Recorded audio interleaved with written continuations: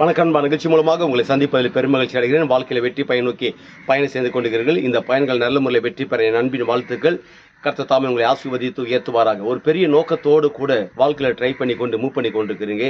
ஆனால் அநேகர் சோர்ந்து போகிறீர்கள். வேதம் சொல்லுது, சோர்ந்து போகிறவனுக்கு அவர் தேவன் பலன் கொடுக்கிறவராக. நிச்சயமாகவே நீங்கள் எந்தெந்த காட்டில் இருக்கிறீங்களோ அந்தந்த காட்டில் தேவன் பலன் கொடுக்க வல்லவராக இருக்கிறார். இந்த பலன் எப்படிப்பட்ட நிலையில தேவன் கொடுக்கிறார் என்றால், அவரை நாடும் பொழுது அவர் நமக்கு தேவனுடைய தம்முடைய வல்லமையும் பரிசுத்தாவின் வல்லமையும் தேவன் நமக்கு உண்டான வேதத்தின் அறிவு மூலமாக தேவன் அதை டிக்ளேர் பண்ணும்படியாக இருக்கிறார். அதை நாம் கொடுக்கிறார். ஆனால் நாம் இந்த பூமியில 4 காரியத்தை இன்றைக்கு நாம் அறிந்து கொள்ள வேண்டும். அந்தந்த காரியத்தில் உண்டான அறிவுகள் இருக்கணும். அதாவது பொதுவாக பார்க்கும்போது எல்லாமே நம்ம தெரிஞ்ச மாதிரி ஆப்ரேட் பண்ணுவோம் பாருங்க. ஆனால் அவுட்புட்னு வரும்போது அது காட்டும் உங்களுக்கு ஒன்றுமே தெரியலன்னு காட்டும். அதெல்லாம் என்ன ஆகுது என்றால் சோர்வுகள், மன பலவீனங்கள், டென்ஷன்கள், எமோஷன், ஆத்திரங்கள் இவையெல்லாம் ஏற்பட்டுடும். அதனால் எல்லாமே தெரிஞ்ச மாதிரி ஆப்ரேட் பண்ணுறதை விட எதுவுமே தெரியல என்று சொல்லி படிப்படியாக மூவ் பண்ணுறதான் உங்கள் வாழ்க்கையில் மிகப்பெரிய வெற்றியின் மகுடமாக இருக்கிறது.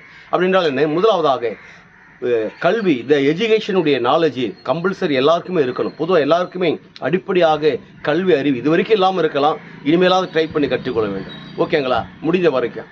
ரெண்டாவது பார்க்கும்போது இந்த உலக அறிவு, அதாவது பணத்தை சம்பாதிக்கக்கூடிய ஒரு வேலையின் அறிவு ஒரு மனிதனுக்கு தேவைப்படுது.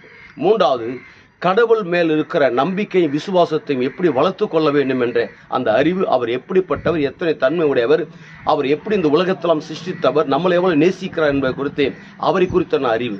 அடுத்தது 4வது பார்க்கும்போது இந்த உலகத்தில் இருக்கிற மற்ற மனுஷர்கள் நம்ம எப்படி நேசிப்பது, தேவன் அவரை எப்படி படைச்சிருக்கிறார், அவங்க எந்த நிலையில் இந்த உலகத்தில் ஆப்ரேட் ஆகிறார் என்ற அந்த அறிவு.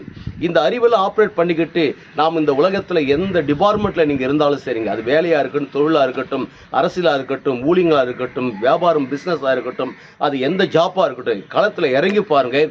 அதோடைய அவுட்புட் வேறு லெவலில் இருக்கும் பாருங்கள். அப்படி வேறு லெவலில் இருக்கும்போது பாருங்கள், எல்லா இடத்துலையும் நீங்கள் உங்கள் தலை கீழே தொங்காது, டவுன் ஆகாது, நீங்கள் உயர்ந்திருப்பீங்க. அப்படி உயர்ந்திருக்கும்போது என்ன இருக்குது? ஒட்டுமொத்த உலக நாடுகளுக்கு நம் ஆண்டவராகிய இயேசு கிறிஸ்து உங்களை கடன் கொடுக்கும்படியாக வைக்கிறார். நீங்கள் வற்றாத நீரூற்றை போல் இருப்பாய் என்று சொல்லி உங்களிருந்து விடைபெறுகிறேன். உங்கள் நண்பன் ரவி, பெரியபாளையம்.